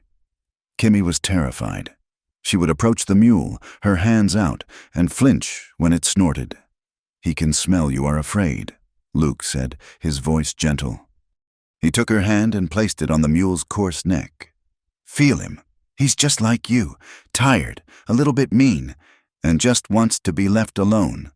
He spent a week with her, walking her around the small rock corral they had built, until one day, she pulled herself up. He watched her ride, slowly, her back rigid with fear, and then a small sound, a gasp, then a laugh. It was the first time Luke had heard her truly laugh, a bright, clear sound that echoed off the rocks. They shared laughter. They shared hard, back-breaking work. They shared meals that were often just corn mush and herbs, but they ate together, their circle unbreakable. They found a quiet, desperate, and profound joy. Love, in this place, was not simple. It was not the thing he had shared with Sarah, a quiet, settled, civilized thing. This was a wild love, a love of survival. Luke's heart was shared. It had to be. He felt a deep, protective, almost fatherly love for Kimmy, who saw the world in color. He felt a profound, quiet respect for Tala, who was their anchor. He felt a fiery, contentious bond with Sani, who challenged him and made him laugh. And he felt a silent, unbreakable debt to Onawa, who watched over them all. But Nayeli was his partner. She was the one he slept beside each night. The fire of their first encounters had settled, not into embers, but into a deep, steady burning coal. She was his equal, his match. They still argued. They were two alike, two blades striking sparks. But in the night, she would come to his mat, and he would make room. They would lie, not always touching, but their presence a comfort. She was the leader, and he was the warrior. He was the leader, and she was the warrior. They were two halves of the same blade. One night, Tala came to him as he sat, mending a bridle. She sat, as she often did, in silence. She put her hand on his shoulder, a brief, warm pressure. He looked up. Her eyes met his, and in them, he saw no jealousy. He saw only understanding. She knew his heart was shared, and she, the elder, the matriarch, approved. She was glad he had a heart left to share it all. The outside world was a bad dream, a story they told in the dark, but the world did not forget. One day, a shadow fell across the canyon mouth. Onawa, from her perch, did not sound an alarm. She came down, her rifle in her hand, and waited. A man walked into the canyon. He was Apache. He was thin, worn, his clothes the ragged remains of a reservation blanket. He walked with the same quiet, ghostly tread as Onawa. He stopped when he saw her. He said one word, her name. Onawa stood, her rifle steady, her face stone. "Taza," she said. It was her brother, her lost brother, the one she thought dead, the one who had been taken to the reservation in Florida. Their reunion was not one of tears. It was a long, silent staring. Two people who had been to hell and back, recognizing the scars on each other. He had run. He had been walking for 3 months, following the stars, heading for the Chiricahua Mountains, his home. He had been at the fort, near Tucson, 2 weeks past. He had been hiding, stealing food, when he heard the soldiers talking. That night, Taza sat by their fire, and he told them, they do not forget. He said, his English thick but clear. The merchant, Pike. He told them a story. They believe the traitor has a gold mine. They believe he stole army guns. They believe you are a renegade band. He looked at Luke. And they are coming again. Garvey? Luke asked, his voice low, the name a curse in his mouth. Taza shook his head. That one. He is gone. Another officer, a captain, a man who does not stop. They are coming with many men, a full patrol. They are coming to wipe this place clean. He looked at his sister. They are coming again. Onawa. The canyon was silent. The crickets had stopped. The fire crackled. Luke looked at Nayeli. He looked at Tala, at Sani, at Kimmy, at Onawa. He saw their faces, hard in the firelight. He remembered the last fire, the one that had consumed his ranch, his old life. When? Luke asked. Soon, Taza said. 10 days, maybe less. I have been running to warn.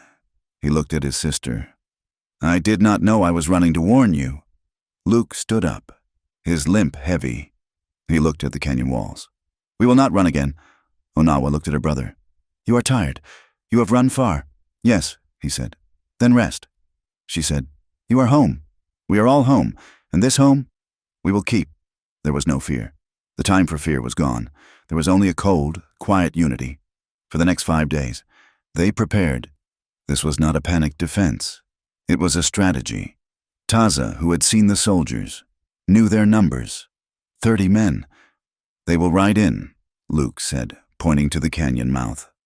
They will be loud. They will be arrogant. They will think we are trapped. And we will be the trap. Nayeli finished. They worked. They did not dig pits. They used the canyon, high above the narrow trail. They balanced nests of boulders, held back by a single, cuttable rope.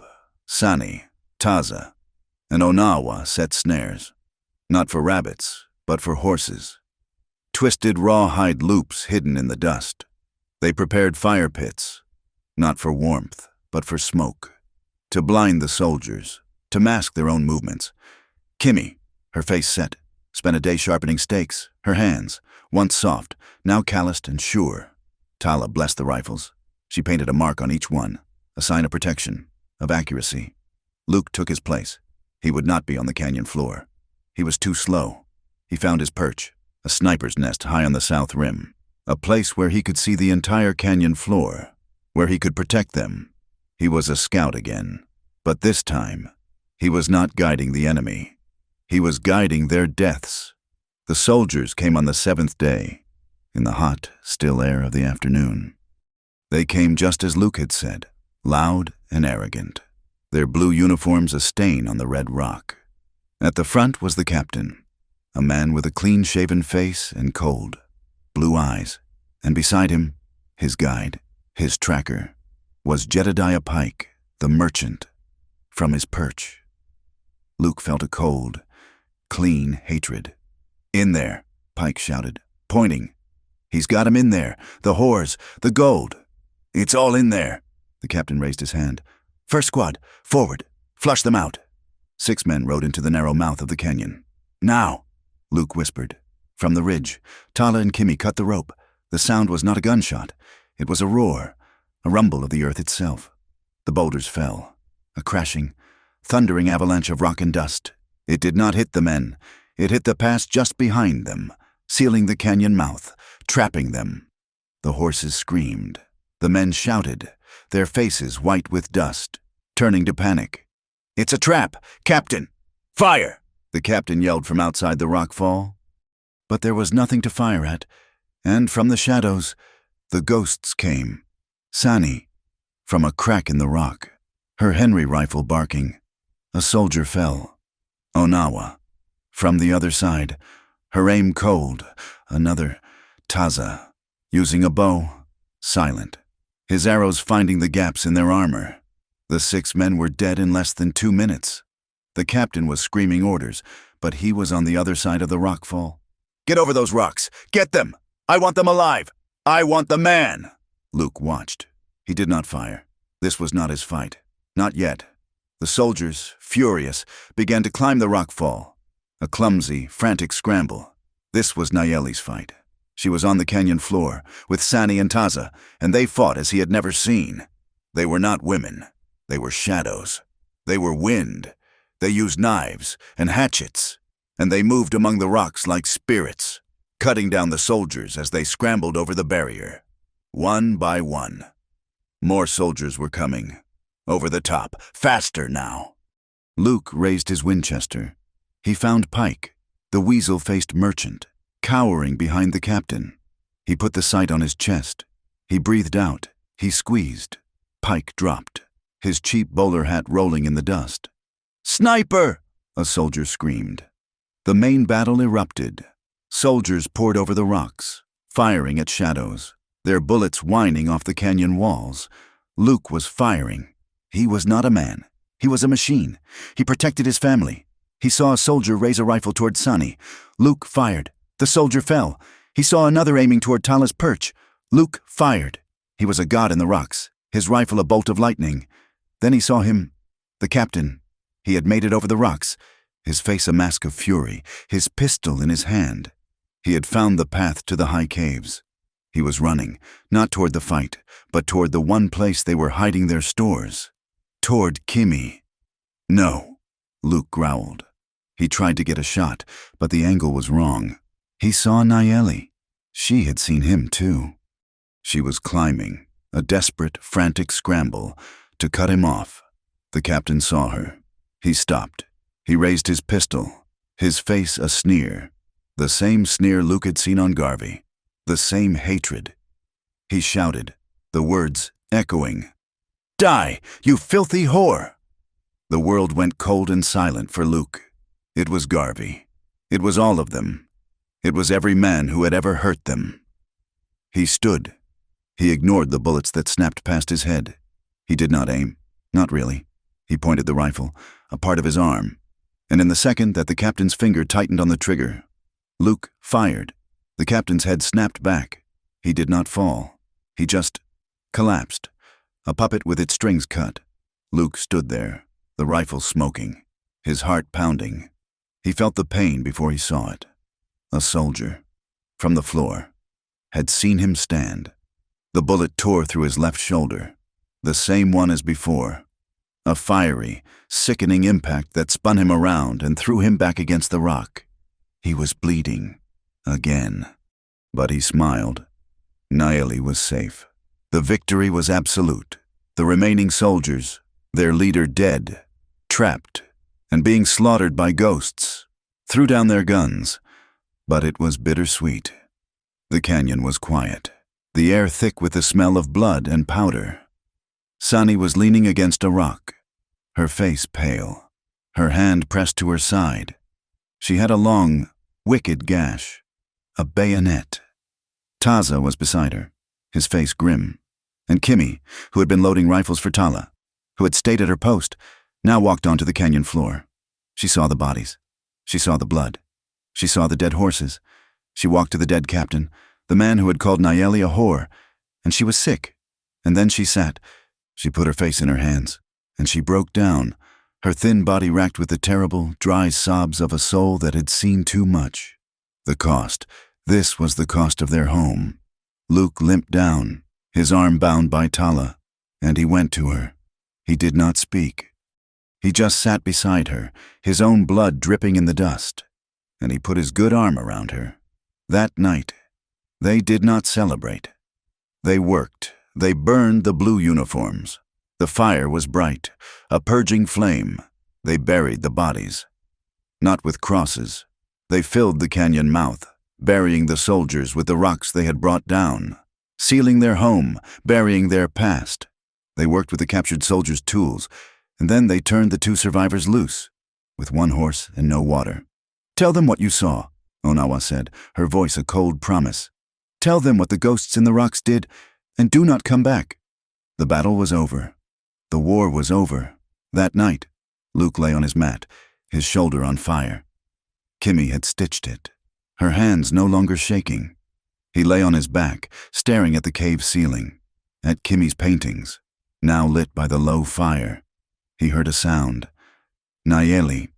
She lay down on his right side, her body a warm, strong line against him, her head on his good shoulder. He heard another sound.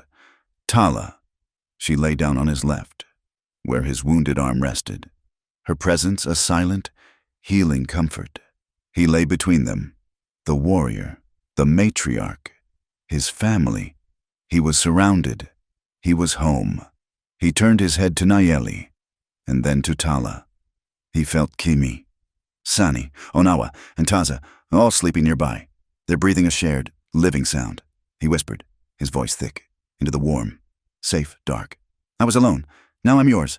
The next morning, before the sun, the six of them climbed.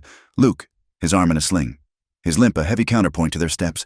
Sani, her side tightly bound, her hand on Taza's shoulder. They climbed to the high ridge, the one above the hidden canyon. They stood, Taza a little apart, watching his sister, this new family she had found, the 5 women and the 1 cowboy. They were all scarred. Luke, with his limp and his bullet wounds. Onawa, with her face.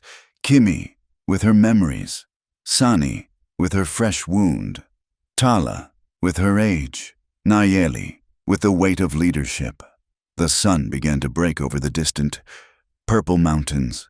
It hit the peaks, and then, like honey, it spilled into the desert, turning the red rocks to gold, chasing the shadows from the canyons. It lit their faces, and they were smiling. They were not smiling in spite of the scars. They were smiling because of them. They had earned this sunrise. Luke Carver looked at the 5 women, his tribe, and for the first time since Lily had died, his heart was not just beating. It was full. They were no longer alone. Thank you for listening to this story. We would love to know where in the world you are listening from, so please leave us a comment.